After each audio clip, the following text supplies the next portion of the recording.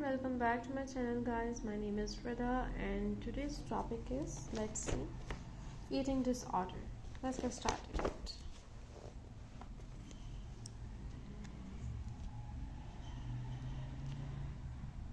Just 1 minute, I am setting it up so you can see it properly. So eating disorder refers to the condition in which the individual's appetitive behavior is adversely affected. Eating disorder एक ऐसी condition का नाम है जिसके अंदर basically आपका एपिटेटिव behaviour जो है, कह लें कि वो बिहेवियर जो कि आपके खाने पीने से रिलेटेड हो। अब उसमें क्या हो सकता है कि आपको बहुत ज़्यादा भूख लगे, दूसरा ये हो सकता है कि आपको बिल्कुल भी भूख ना लगे, दरमियाना रास्ता जो है ये है कि नॉर्मल है। अगर वो इफेक्ट हो तो हम इसको ईटिंग डिसऑर्डर कहते हैं। These disorder generally relate to the individuals eating habits. ये जो डिसऑर्डर है किससे रिलेट कर रहा है? ईटिंग हैबिट्स से। The individual eats either too much or too little. वही बात कि इंडिविजुअल यहाँ तो बहुत ज़्यादा खाने लग जाएगा, यहाँ पर बहुत कम। अच्छा, कोई भी डिसऑर्डर हो, आप साइकोलॉजी पढ़ रहे हैं, उसमें आपने ये चीज़ जहन में रखनी है कि जब भी कोई चीज़ बहुत ज़्यादा हो जाए या बहुत कम हो जाए तो फिर वो डिसऑर्डर की तरफ चली जाती है। चाहे वो एंग्जाइटी डिसऑर्डर हो, चाहे वो ईटिंग डिसऑर्डर है या किसी भी किस्म की ये मेंटल बीमारी ले लें। Excess of everything is bad. आगे चलते हैं। The individual eats either too much or too little but throws up food immediately. चाहे वो बहुत कम खाए या बहुत ज़्यादा खाए, वो क्या करते हैं, जो भी खाते हैं उसको फ़ौरन से फेंक देता है, थ्रो अप कर देता है, यानी कि वॉमिट के ज़रिए कर देता है। और tries to mitigate the effect of eating in some other way. और क्या करता है, ईटिंग खाना जो है ना उसको मिटिगेट करने की, नकल करने की कोशिश करता है किसी दूसरे वे में। In this disorder not only is the patients body structure affected but his perception of his body weight is also distorted. क्या होता है कि इस डिसऑर्डर में ना सिर्फ बंदे का जो बॉडी स्ट्रक्चर है वो इफेक्ट होता है, बल्कि उसका जो परसेप्शन है अपने वेट के हवाले से वो भी बहुत ज़्यादा इफेक्ट होता है। दो चीज़ें इफेक्ट हो रही हैं। क्या है? एक बॉडी का स्ट्रक्चर और दूसरा उसका अपना परसेप्शन के वो क्या सोचता है अपने बारे में। There are two basic type of eating disorder, anorexia nervosa and bulimia nervosa. Anorexia means loss of appetite. Anorexia का मतलब होता है कि आपका जो एपेटाइट है, आपकी जो भूख है वो ख़त्म हो जाए। एंड नर्वसा मीन्स इमोशनल कॉज, और नर्वसा का मतलब होता है इमोशनल, यानी कि इमोशन से relate. In other words, the person suffering from this disorder apparently lose appetite because of emotional factors. इसके नाम से ही पता चल रहा है, anorexia loss of appetite, nervosa emotional cause, यानी कि किसी इमोशनल कॉज की वजह से जब कोई बंदा लॉस ऑफ एपेटाइट में, यानी कि अपनी खुराक भूल जाए, कुछ खाए पिए ना, उसको भूख ही ना लगे, तो वो क्या है? एनोरेक्सिया नर्वसा। सिम्पटम्स, अच्छा जी, सिम्पटम से लिखे हैं, the person having the following symptoms is diagnosed with anorexia. अब वो कह रहे हैं कि फॉलोइंग सिम्पटम्स का जो बंदा है उसको एनोरेक्सिया नर्वसा हो सकता है।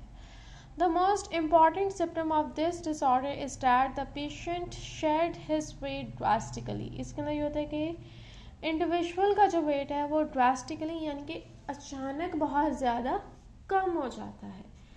The individual's weight falls even below the lower normal limit, यानी कि जो नॉर्मल वेट है उससे भी डाउन हो जाता है। The individual always fears that he will gain weight and become fat. Despite losing much of his weight, the patient fails to get rid of his fears and apprehension. दूसरी बात यह है कि इंडिविजुअल जो है वो, उसको ये फियर आ जाता है, उसके जहन में ख्यालात आ जाते हैं, या वो इस खौफ का शिकार हो जाता है कि वो अगर कुछ खाएगा तो वो मोटा हो जाएगा। डिस्पाइट द फैक्ट कि उसका ये जो फियर है वो किसी काम का नहीं है, बल्कि उसका वेट जो है वो दिन ब दिन नॉर्मल से भी कम हो रहा है। Such people have a very distorted image of their body and weight. They think that they are very fat. अब ऐसे लोगों के अपने बारे में परसेप्शन ही होती है कि वो बहुत ज़्यादा फैट हैं, हत्ता कि ये बिल्कुल सुकरे हुए इंसान क्यों ना हो। When others try to convince them that they are not fat, अगर आप उनको कन्विंस करना चाहेंगे भाई तुम फैट नहीं हो, they insist that some part of their body वो कहेंगे अच्छा ठीक है तुम ठीक कह रहे हो, लेकिन जो मेरा फलां बॉडी पार्ट है ना वो मुझे लगता है कि मोटा है। जैसे आप कहेंगे मेरे लेग्स मोटी हैं या मेरा बट टॉक मोटा है, या कुछ ना कुछ वो आपके साथ ले आएंगे कि नहीं नहीं ये चीज़ जो है ना, हाथ ले आएंगे यार मेरे हाथ बहुत मोटे हैं, यार मेरी ये चीज़ बहुत मोटी है, इनकी कुछ ना कुछ करके ना वो मोटापा ले ही आएंगे अपने अंदर। Such people use different criteria and techniques to evaluate their weight and body shape. Such people, ऐसे लोग जो हैं different criteria use करते हैं, different techniques use करते हैं अपने weight को evaluate करने के लिए. They weigh themselves again and again. वो बार बार अपना वजन जो है वो उसको weigh करते हैं, देखते हैं, measure different part of their body, different parts of body को भी वो measure करते हैं and consistently और consistency के साथ use a full length mirror to see how much far different parts of their body carry. और फिर वो मिरर के सामने खड़े होकर देखते हैं कि कौन सा जिस्म का हिस्सा जो है उसके अंदर ज़्यादा फैट है. The diagnosis of this disorder is basically based on determining when the individual lost his standard normal weight and become underweight. अब इसके डायग्नोसिस में सबसे पहले ये देखा जाता है कि भला वो कौन सा वक्त था जब उसने अपना स्टैंडर्ड नॉर्मल वेट जो है उसको ड्रास्टिकली कम कर दिया और वो अब अंडरवेट हो गए. It has been observed that 85% underweight people believe themselves to be normal weight. ये भी ऑब्जर्व किया गया है कि इसके अंदर 85% जो अंडरवेट लोग होते हैं वो ये सोचते हैं कि वो तो नॉर्मल वेट में है. One of its causes is thought to be different statistic about normal or standard weight presented by various insurance companies और pharmaceutical companies. अब इसके अंदर आप ये भी ले सकते हैं कि जो आजकल के सोशल मीडिया के स्टैंडर्ड्स हैं और उसके अलावा डिफरेंट जो हम देखते हैं कि इतना वजन होना चाहिए इस एज में, इतना उस एज में होना चाहिए, इससे भी जो है ना बहुत ज़्यादा इफेक्ट पड़ता है. हर इंसान की अपनी बॉडी होती है और उसकी वेट की हिस्ट्री के अकॉर्डिंगली ही उसका वेट जो बताया जाता है कि हाँ जी ये आपके लिए नॉर्मल है. लेकिन वो क्या करते हैं, वो कहते हैं कि नहीं जी फलां जो है, कह लें कि जी ये मॉडलिंग आप एजेंसी ले लें, वो कहते हैं जी इतना वेट होना चाहिए, ये है वो है, तो वो उस स्टैंडर्ड के अकॉर्डिंगली अपना वेट जज कर रहे होते हैं. हो सकता है उनकी बॉडी जो है वो बहुत ज़्यादा डिफरेंट हो, लेकिन वो इस बात को मद्देनज़र नहीं रखेंगे. आगे चलते हैं.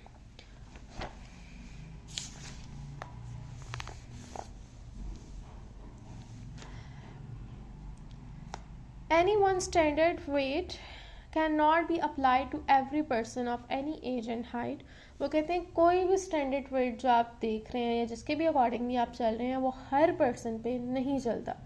The measurement of a person weight has to be based on his age, physical structure and history of his weight. वही बात आगे आ गई कि पर्सन का किसी भी इंसान का वेट जो है हैज़ टू बी मेजर्ड, उसको मेजर करना होता है बेस्ड ऑन हिज एज, उसकी एज के बिना पर, उसके फिजिकल स्ट्रक्चर के बिना पर and height of his weight और उसकी हिस्ट्री ऑफ हिज वेट और उसकी वेट की क्या हिस्ट्री चल रही है. आगे है causes of low weight. The loss of weight begins with reduced diet. सबसे पहले वजन तब कम होता है जब आप अपनी डाइट को कम कर लेते हैं. Initially, the individual excludes high-calorie food from his diet and gradually diminishes and his diet alone. वो कहते हैं सबसे पहले इंडिविजुअल क्या करता है, वो अपनी डाइट में से जो हाई कैलोरीज वाला फूड है उसको निकाल देता है. Such people include very few things in their diet. ऐसे लोग जो हैं वो अपनी डाइट में बहुत कम चीज़ें रखते हैं. Apart from reduced diet, they employ additional method. अब कम कर दिया आपने, ठीक है जी, आप कह रहे हैं कि जी मैंने अपना वजन कम करना हो गया. अब वो मज़ीद मेथड्स भी अपनाते हैं. उसमें वो क्या करते हैं, टेकिंग एमेटिक्स यानी कि डाइटिंग के जो मेडिसिन होते हैं वो लेते हैं. ड्यूरेटिक्स, लेक्सेटिव, सेल्फ इंड्यूस वॉमिटिंग, ये सारी दवाइयाँ वगैरह लेते हैं. और उसके अलावा सेल्फ इंड्यूस वॉमिटिंग यानी कि खुद को जान पूछ के वॉमिटिंग दिलाने की भी कोशिश करते हैं. Doing too much exercise to reduce weight, और हद से ज़्यादा एक्सरसाइज करते हैं ताकि उनका वेट कम हो जाए. अदर सिम्टम्स यानी कि अदर इसकी निशानियाँ क्या हैं. When such patient have shed their weight drastically they begin to show symptoms of depression. अब उनका वजन कम हो गया है, लेकिन अब क्या होगा, साथ में उनके पास डिप्रेशन आ जाएगा. दे बिकम डिजेक्टेड फील करते हैं वो. Some people withdraw from social interaction यानी कि सोशल इंटरेक्ट नहीं करते, लोगों में घुलते मिलते नहीं हैं. दे show increase agitation and loss of sexual desire यानी कि हर वक्त हम कहते हैं ना क्या नहीं पे लगाई में, कुछ लोग होते हैं ना अजीब से, हर मामले में मसला निकाल लेते हैं, उस तरह के हो जाते हैं। लॉस ऑफ सेक्सुअल डिज़ायर उनके अंदर हो जाता है। Such patient also develop obsessive compulsive disorder, उनमें OCD भी आ जाता है। A number of people are obsessed with eating, वो कहते हैं कि नंबर ऑफ पीपल जो हैं वो ईटिंग के साथ ऑब्सेस्ड हो जाते हैं। Some people keep collecting recipes और get into the habit of collecting food related item, यानी कि ठीक है बंदे को शौक है कि उसने ये रेसिपी देख ली या कोई चीज़ लिया, लेकिन जब ये एक्सेस से ज़्यादा हो जाता है तो वो फिर OCD में आ जाता है। द इंक्रीजिंगली फील हेल्पलेस, वो हेल्पलेस फील करते हैं। The thinking and thought process of such people are stifled, उनके जो थिंकिंग और थॉट प्रोसेस है वो स्टिफल्ड होता है, यानी कि इतना अच्छा नहीं होता जितना आम लोगों का होता है। देयर सोशल बिहेवियर लैक्स, इसका आप ये भी देख सकते हैं जैसे हम कभी किसी को टर्न करने के लिए कहते हैं ना, जैसे अगर बात उसको ज़रा देर से समझ आए तो हम कहते हैं तुम तो ट्यूबलाइट हो गए हो। ट्यूबलाइट यानी कि थोड़ी देर बाद ऐसे जल बुझ करके फिर जलती है, तो इसलिए कहते हैं कि ट्यूबलाइट हो गए हो तुम। तो इसका मतलब ये भी है कि उनकी जो थिंकिंग का प्रोसेस है वो ट्यूबलाइट हो जाता है, लेकिन ये आपने लिखना नहीं है, महज एक एग्जाम्पल है। Their social behaviour lack spontaneity, अच्छा जी उनके जो सोशल बिहेवियर है उसके अंदर स्पॉन्टेनिटी नहीं होती, यानी कि जिस तरह हम किसी से रिलैक्स होकर बात कर रहे होते हैं, हम लोग ये नहीं होता कि हाई लाइक इस तरह बात करनी है, हमारे अंदर स्पॉन्टेनियसली हम बात कर रहे होते हैं, कोई इस तरह सोच नहीं रहे होते, टॉपिक दर टॉपिक निकलता आता है और हम बात करते रहते हैं। लेकिन उनके बिहेवियर में स्पॉन्टेनिटी नहीं होती, बहुत ज़्यादा खिंचाव होता है। सच पीपल लॉस इनिशिएटिव, उनमें इनिशिएटिव नहीं होता है। Anorectic patient have absolute control over their emotion, ऐसे पेशेंट का अपने ऊपर इमोशंस में बहुत ज़्यादा कंट्रोल होता है। These patient self image is based on merely their body shape and weight, उनका जो सेल्फ इमेज है वो किसी और चीज़ पे नहीं, वो लोगों के साथ कैसे हैं या उनका अपना इखलाक कैसे, इस पे बेस नहीं होगा, बल्कि बेस होगा किस चीज़ पे, बॉडी शेप पे और उसके अलावा उनकी वेट पे। The loss of weight is consider, basically जो इसके अंदर ये आपको पूरे में बताना चाह रहे हैं ना, वो ये कह रहे हैं कि उनकी लाइफ का जो एक कह लें कि फोकल पॉइंट है, सेंटर पॉइंट है ना, वो इसी के घूमेगा, वेट, खाना पीना, ये वो, यानी कि कोई भी ईटिंग से रिलेटेड चीज़ से ही होगा। फिर उसके बाद है the loss of weight is considered a success to this people which intricate in ordinate self discipline. अब ऐसे जो लोग हैं, अगर उनका वजन कम हो गया ये उनके लिए बहुत बड़ी सक्सेस है। If this disorder occur during adolescence, such people may come of age late. अगर ये disorder जो है adolescence के दौरान होता है, such people may come of age late, तो फिर यानी कि वो some people may come of age late, यानी कि उनकी जो एज है वो कह लें कि ज़्यादा जल्दी आपको बूढ़े लगने लग जाएंगे। These people never complain of being underweight, ऐसे लोग जो हैं अंडरवेट होने का कभी कंप्लेन भी नहीं करते। आपको नज़र आ रहा है कि वो अंडरवेट हैं, इंतहाई अंडरवेट हैं, लेकिन वो इस बारे में कभी कंप्लेन नहीं करेंगे। दे लैक इंसाइट, इंसाइट नहीं होती है उनके अंदर। Such people are excessively dependent on denial of reality, वो रियलिटी को बहुत ज़्यादा डिनाई करते हैं तभी तो उनको लगता है कि उनका वेट जो है वो अंडरवेट नहीं है। Increase in weight increase their failure in self control which is unacceptable to them, अगर उनका वज़न बढ़ गया तो वो एक ऐसी चीज़ों को समझेंगे कि हमने जो इतनी मेहनत की सेल्फ कंट्रोल पे, वो हमारा सेल्फ कंट्रोल रहा ही नहीं है, तो ये तो उनके लिए बहुत बड़ी शिकस्त है, तो वो किसी भी तौर पे इसको एक्सेप्ट नहीं करेंगे। मेडिकल एंड फिजिकल सिम्टम्स ये आप देख लें, ये है, और फिर उसके बाद अगर आपने तस्वीर लेनी है तो ये है।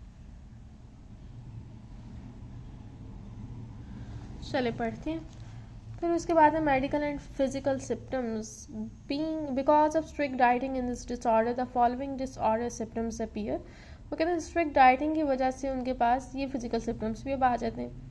Apart from constipation, stomach, listlessness, sleeplessness, such people are liable to cold and cataract. अच्छा जी, वो कह रहे हैं कि कॉन्स्टिपेशन और स्टमक एक और इस सब के अलावा उनको नींद भी नहीं आती और वो उनको जब बहुत जल्दी वो कहने के बीमार हो जाते हैं। वो दे लैक रेजिस्टेंस सवेयरली, उनके अंदर रेजिस्टेंस होती नहीं है।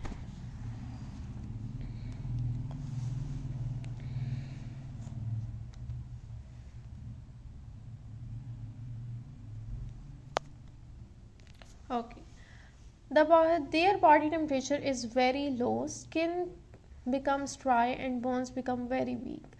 उनका बॉडी टेम्परेचर जो है वो बहुत ही लो रहता है, वैसे जो है वो 37 डिग्री सेल्सियस आई थिंक, लेकिन उनका इससे लो रहता है। स्किन बिकम्स ड्राई, उनकी स्किन जो है वो ड्राई हो जाती है और बोन्स जो है वो बहुत ज़्यादा वीक हो जाती हैं। The laxative use by such patient has adverse effect on physical health. और वो जो हमने पढ़ा था ना कि वो अदवायात भी लेते हैं ताकि उनका वेट कम हो जाए, तो वो जो लैक्सेटिव लेते हैं उनसे उनकी फिजिकल हेल्थ जो है वो बहुत ज़्यादा इफेक्ट हो जाती है। The number of women affected by this disorder is greater than man. अगर वीमेन में देखा जाए तो डिसऑर्डर ज़्यादा है। The incidence of this disease is relatively high in America, Canada, Europe, Australia, Japan, New Zealand and south Africa.